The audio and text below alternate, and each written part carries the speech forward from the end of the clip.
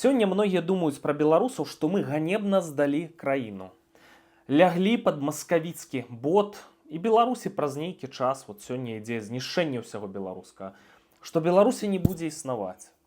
Але гэта можа быць памылковае меркаванне, вось што кажа палітык Павел Севярынец. Давайте шчыра, беларускі народ гэта вялікі партызанскі народ з шматсотгадовай гісторыяй гэтай самай партызанкі. Вось гэтая звар'яцелая, атрутная, таксічная рэакцыя на ўсё беларускае, яно выклікае непазбежную рэакцыю ў адказ.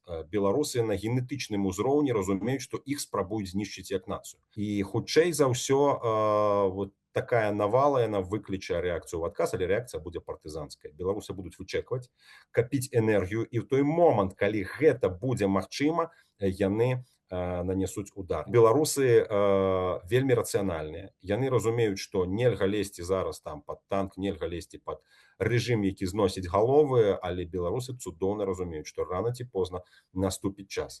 Калі акупант будзе слабы і калі партызанскія дзеянні, тут я маю на ўвазе культурніцкія дзеянні, тут я маю на ўвазе і любыя іншыя дзеянні супраціву, могуць даць плён. Вось тады мы самі здзівімся, колькі беларусаў будуць удзельнічаць у гэтай хвалі.